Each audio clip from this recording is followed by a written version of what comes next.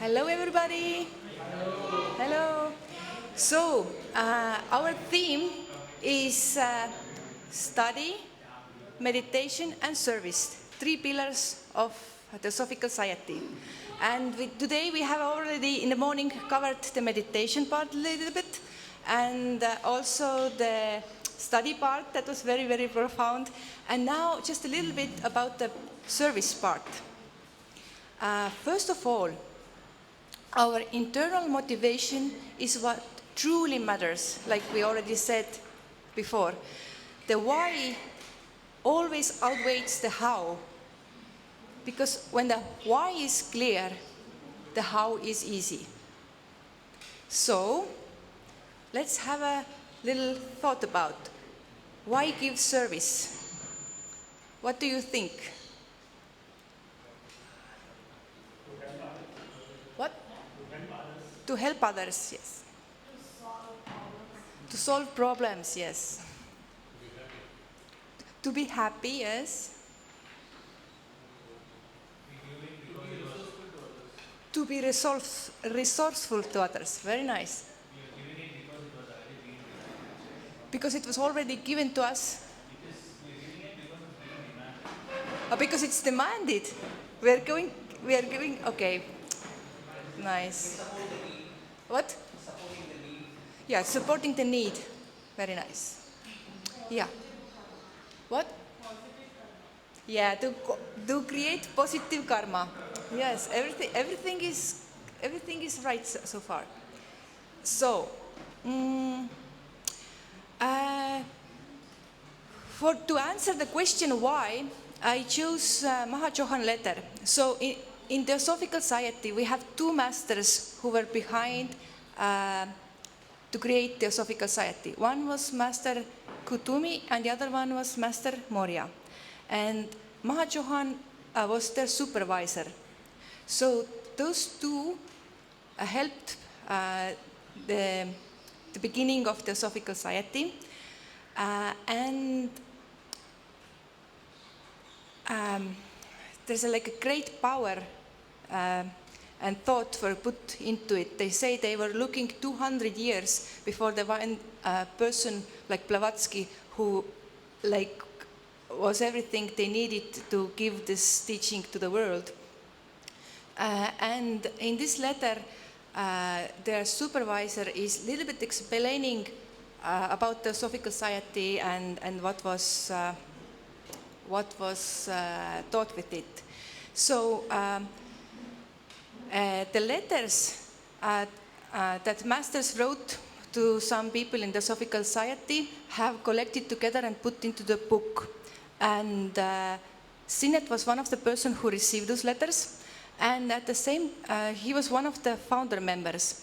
And there was this question in that time in the year that Colonel Olcott, who was the first president of the Theosophical Society when it was created, came in India and made a lot of work for Buddhism, to reviving Buddhism in Ceylon and Sri Lanka and many places in India. And some people thought like, why he's a president of the Theosophical Society, why he's not doing theosophical work? And this is part of the answer that Mahachohan gave to answer this question. He says, Colonel Henry Steele Olcott, who works but to revive Buddhism, may be regarded as one who labors in the true path of theosophy far more than any other man who chooses as his goal the gratification of his own ardent aspirations for occult knowledge. So he's doing that to others, not to receive from himself, but not to have himself like a specific knowledge that might help him, but in order to give like others the knowledge and way. Buddhism, stripped of its superstitions, is eternal truth, and he who strives for the latter, the eternal truth, is striving for Theosophia, the divine wisdom, which is a synonym of truth. So, so basically, he was teaching Theosophia, but in a in a, like, I don't want to say simplified because that's not the right word, but in its essence, in its way that it was most easily received by those people on those countries where they had the tradition of Buddhism, but it was dying. So he was trying to bring it back because it was already there, and it was easier to revive than to bring something totally new. For our doctrines to practically react on the so-called moral code or the ideas of truthfulness, purity, self-denial, charity, and etc., we have to preach and popularize the knowledge of Theosophy. So it is like this is like a plan that they had, like a bigger plan. It is not the individual and determined purpose of attaining oneself nirvana, the culmination of all knowledge and absolute wisdom, which is, after all, only an exalted and glorious selfishness, but the self-sacrificing pursuit of the best means that leads to the right path, our neighbor, to cause as many of our fellow creatures as we possibly can to benefit by it, which constitutes the true Theosophist. So it's interesting where here he's explaining that nirvana is just the glorious selfishness, and the true Theosophist is like a bodhisattva in that sense, who is sacrificing his nirvanic bliss in order to come back and help as many fellow creatures. It says fellow creatures. It means like probably, plants and animals and not only humans. Yeah. Do you have any thoughts about this?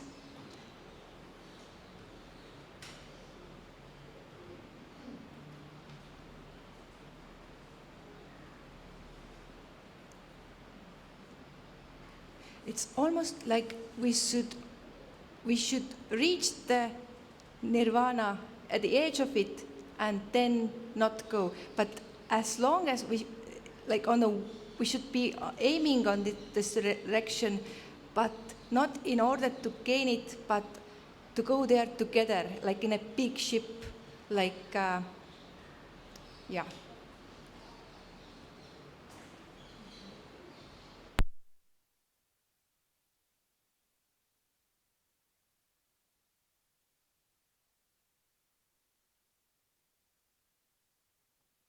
Thank you. Yes, thank you. Yes, well, it's very interesting that, according to this explanation, perhaps egoism is not completely gone, even in someone who goes into nirvana, right? There is some egoism remains still in someone who goes into nirvana. So that is not the end of egoism yet. For egoism to be completely over, you need to come back, turn away from nirvana, and, well, in Buddhist terms, enter Bodhisattva path, or in other traditions there may be other words, but basically to live for everyone, not just for yourself, but to everyone. 1, 2. I think this is better, no? So should I say again? Okay. I think that according to this definition, we can conclude that egoism is not completely over, even in someone who achieves nirvana. There is still some egoism remaining, and for egoism to be completely over, you need to turn away, to come back to live for everyone, to be a bodhisattva in Buddhist terms. Thank you. Yes, I think it was a good call. Going a little bit further, I think this first sentence I've seen it many times in many places. Between degrading superstition and still more degrading brutal materialism, the white dove of truth has hardly room where to rest her weary, unwelcome foot.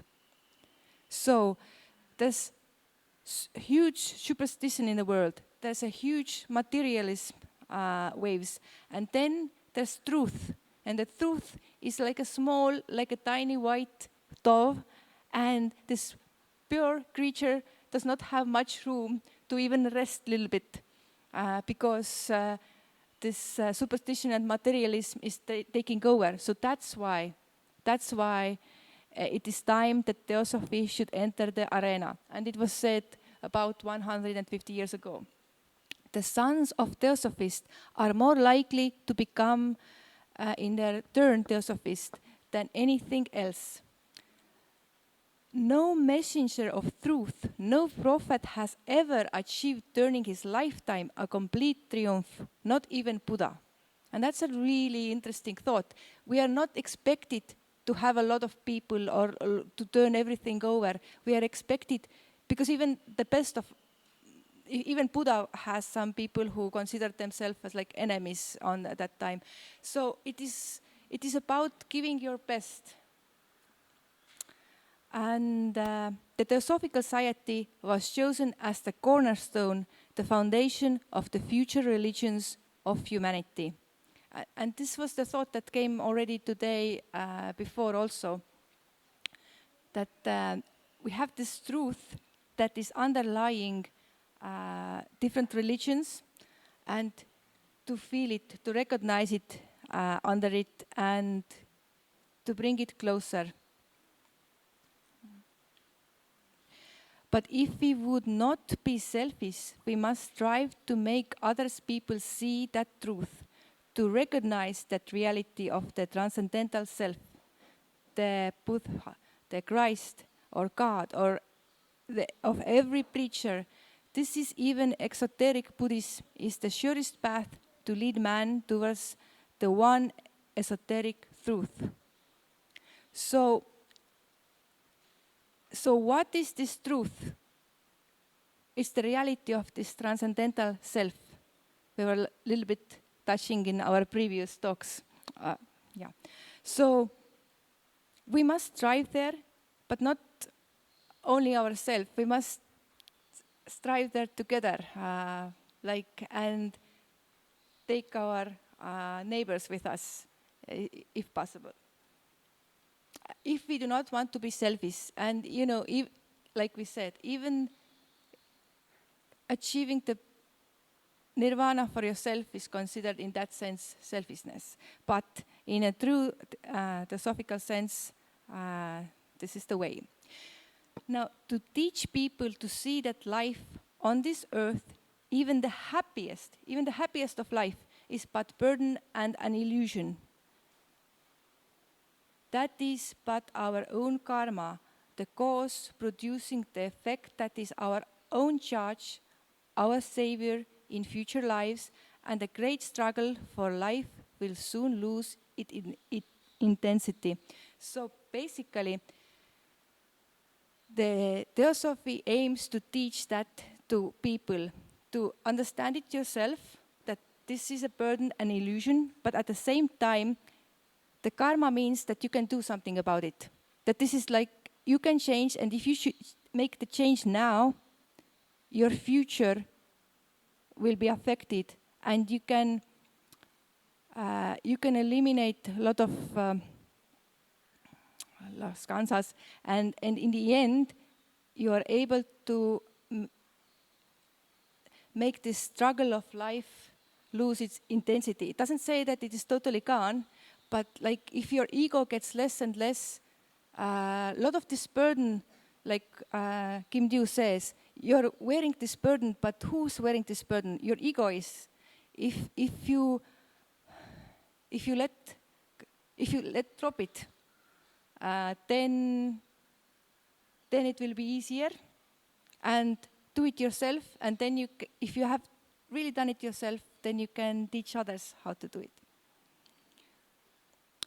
He who does not feel competent enough to grasp the noble idea sufficiently to work for it need not undertake a task too heavy for him.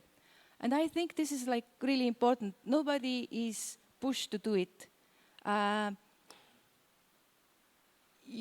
We could be like more efficient in that way, that we tell people what needs to be done. But masters do not tell. They want people to have their own initiatives, to try their own as much they can and feel comfortable. And if they have done, then you can see how to go further. But it's nobody needs to do, like, nobody is asked to do more than they feel ready. But again, if you start going, there's going to be more. They said, I think one of the masters said in his letters that work well done, the price for the work well done is more work. Yeah. So this is it. But there is hardly a Theosophist in the whole society unable to effectually, that means efficiently, help it by correcting the erroneous impressions of the outsiders, if not by actually propagating himself this idea. So the least we can do in the society, we do not have to do a lot of work, but at least if we can like calmly and nicely bring out correct people who are very much like stuck into materials. Give a hint or like slightly. You don't have to push this idea, just because we all have lived many lives, and maybe this something we say will awaken something from them. And sometimes it needs very little to help this person, to start going on their way. So just even if you are correcting this mistaken views, these illusions that this is all that there is, that material life is all that there is, that only only this religion is right. If you put some thoughts like, but maybe it's like that, you don't demand them to believe exactly that, but you just bring it out that maybe there's another way. I think it's good. And what more, the Mahashohan says, "Oh, for the noble and unselfish man to help us effectually in India in that divine task, all our knowledge, past and present, would not be sufficient to repay him." And like, what is the most precious thing that masters had to offer at that time? Like their knowledge. And they say all that we have is not enough to repay those who are actually following that. And this is like, I think, so very beautifully said. And Mr. Kutumi have said, the true work of a Theosophist is to promote spiritual progress. And he is considering this even higher task than the promoting of brotherhood, which is, after all, the elementary teaching both in Theosophy and Christianity. So the true work of Theosophist is to promote spiritual progress. Any thought about that?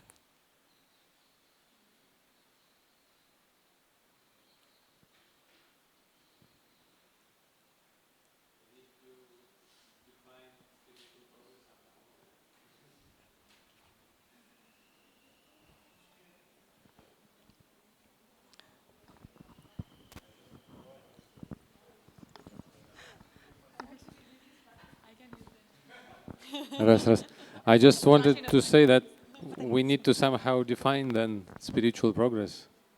Is there a definition? Maybe in the letters. It's very interesting, because if it's so important, we need somehow to understand what it means, right? Yeah. I have an idea. Yes. Maybe spiritual progress can be as a spiritual evolution, and in a way, the brotherhood is a fact of reality, also spiritual evolution. But maybe what we need to do is to evolve, to actually be aware of the brotherhood, because that's a fact of reality. So this comes. What we need actually is evolution. So maybe this is what we need to promote. And maybe the way to start is by really trying to evolve in ourselves and be that human being for others, like others very close or others that in some way feel that are not very close into this interest, but maybe being that human being that is human being that wants the best for everyone and that wants evolution for everyone. And maybe in that way we are going to be able to serve in different ways. Something like that comes. I very much like, but like one of the comments Kim Dew in the morning gave to somebody, or I think it was Krista, about the meditation, that it's not about that you imagine what you're doing. It's more like about the space, I think. It's not about what you imagine the space is. It's more about that you drop off some things and then it can naturally come. And I think the same thing that you do, like that you let some things of your personal drop off and then this divine can naturally come through. You can be like a naturally vehicle to like a higher, and then through that you can help others. Yes, makes a lot of sense, Merike, because maybe if we evolve, we're going to be able to drop the ignorance, the illusion of separation. If we are able to drop this illusion, or if we are able to evolve so that ignorance is less and less and less, we actually become the truth. We are aware of the brotherhood. We are the brotherhood. Yes. So what we need to do is to evolve. But also, it's a law, so we are all evolving. Yes. All the time. Thank you so much. I think it's Thank the you. idea that how we are all evolving, even those who do not think about this evolution, even those who are like all about this material life and how to get more money, even they are evolving, like in a slower way, but to understand that we are all heading there together, but some of us like in a different speeds. Yeah. Yes. Oh, yeah. I think in addition to Sweat's question about what do you mean by spiritual progress, I think there is also a question, what do you mean, or what does it mean by being a theosophist? What do you think Master Kutumi thought about that? You throw the question back to me. I think there is a very big distinction between a member of the TS and actually being a theosophist. That is a really big difference. And I think to be in this sense of spiritual progress, I would think is the path with the capital P. Path with The path.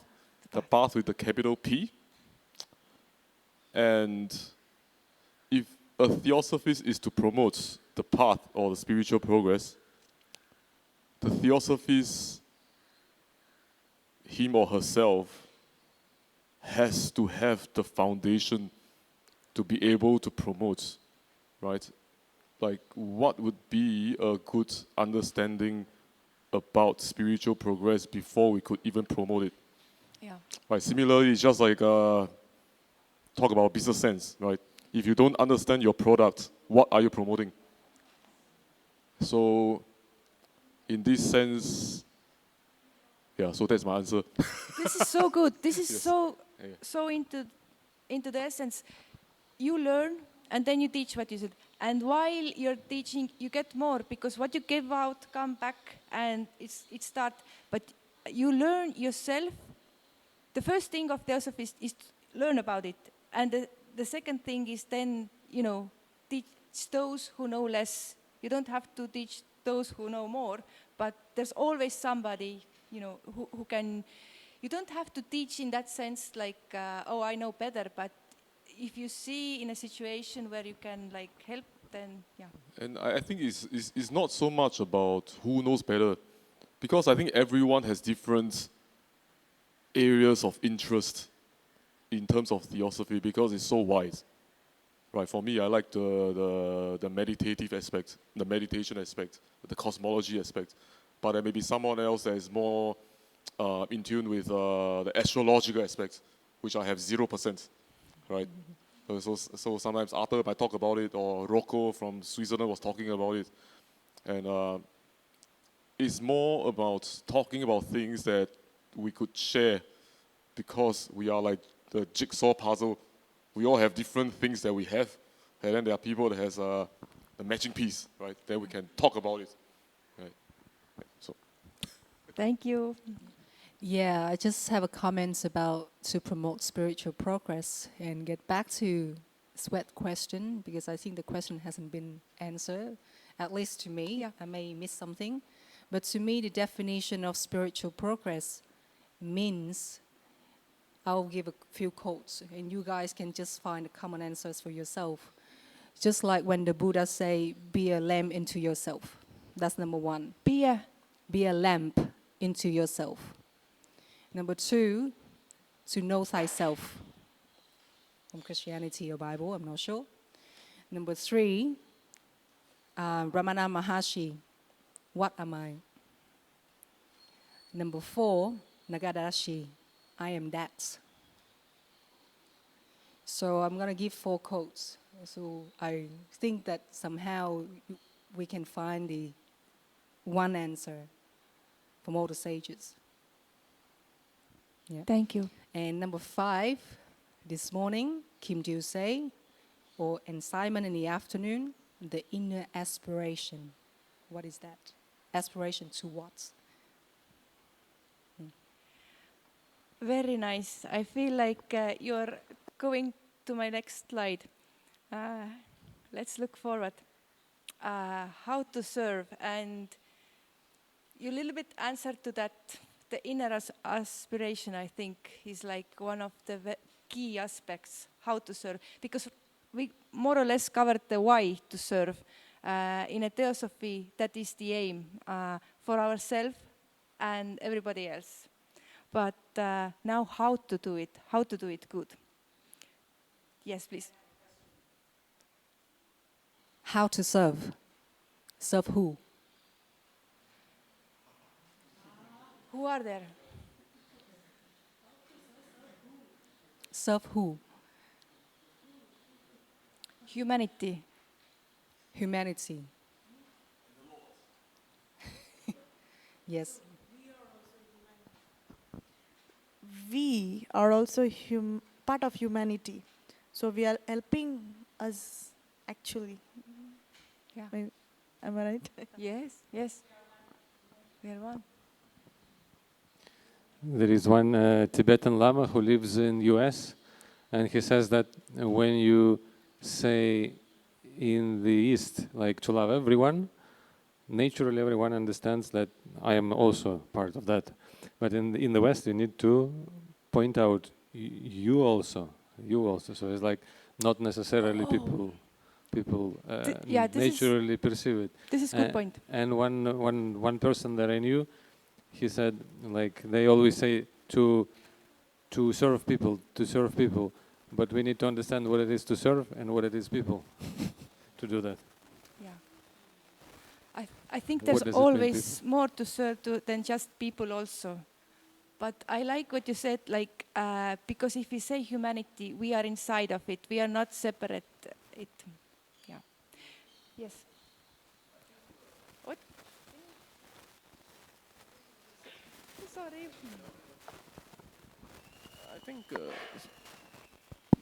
I think service start from with our own family and ourselves, rather than people think service is for the community or somebody who's in need. I think we are living with somebody. I think we live with multiple fellows. So we be like serving means not something for needy only. Being courteous, that is also a kind of service. I think I feel. Yeah. If we be that, so I think that is essential. Other things are, I think, luxury. I feel. If we start this, I think we'll do that eventually subconsciously. Yeah. I think service start from our own fraternity, own people, inner circle. Yeah, I think in Theosophy it's also said you have to take care of first your own, what is your like duties, and after that you can like go out and do some extra. But if you discard your duties and do some extra, it's like, you created two different kinds of karmas. But yeah, I think you cannot be like. But I don't see this distinction between. I don't see different because once internally, when we suppose people tell no, we should give love, we should give service. First, we have to serve ourselves and then give others. If we what some people will not have for themselves, but they will be doing outside. That is, I don't. I could see that way. I feel this is like, it is possible, like he says, like Krishnamurti, I think it was Kim Dew who mentioned that what Krishnamurti said, that somebody asked, if I do everything you say, I will not survive. And then he says, don't survive. Like it is possible if somebody goes like through the wall, but if I'm not ready to do it, like he said, then go as much as you can and don't worry about it. It might be, come time when it comes and it's okay, but if it's not right now, do as much as you feel comfortable. Because if you're doing more than you feel comfortable, what happens? You do one time like kind of big thing, and then you're like broken, and then you don't do, and then you maybe discard this thing, and in a bigger picture it's not serving. So do exactly how much you feel comfortable, and consistency is important. Yes, because consistency is like growing. So I found this really nice. Brandon actually suggested me this really nice book, The Way of Service by Arundel. Arundel is our third president after Konalen Olkot and Annie Besant. And 14 years before he became a president, he wrote this book to Krishnamurti, young Krishnamurti. And he's having this dedication, in whom the spirit of service shines out undimmed. So this is dedicated to Krishnamurti. And this is some of the thoughts that I picked out of this book. First of all, service in the physical world is action, in the emotional world, sympathy, and in the mental world, understanding. And I so much like this. So action we recognize all, but in an emotional world, it's a sympathy and understanding. This is also a service if I try to understand the other. I don't even have to do much, but really understand where they're coming from. I think this is like really important to understand that. But what do you think is sympathy? How would you define sympathy in this context?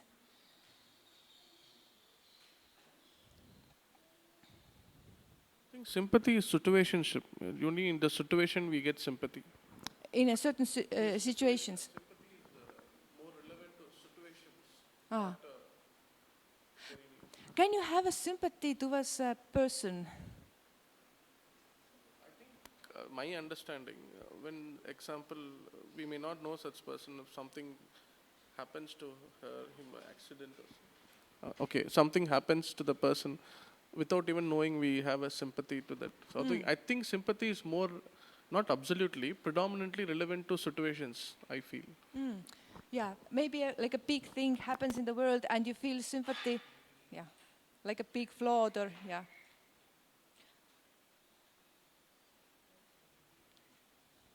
Then I just want to understand it a bit clearer. So when we see somebody suffering, we feel bad for them, we say that we want to help them, whatever. We call it sympathy. So my question is, what is the difference between sympathy and pity? Sympathy and Pity. pity. This is my like understanding. I feel like pity is like you're looking somebody from above and you're like, you're not thinking of them well. Sympathy, I think it's like, how can I say, be in a same wavelength. Yes, that's empathy. Yeah, so there's another word here: sympathy, empathy, and pity. And how do we know that whatever we feel for the other person is pity or sympathy or empathy? Because to me, at least to me, with my limited understanding, if we don't know exactly what's going on in our mind, we may think that we have sympathy for somebody else, but in fact, we are just showing some kind of like pity. It might be, yes. But some people had, yeah. There's So I thought about that problem before. What is the difference between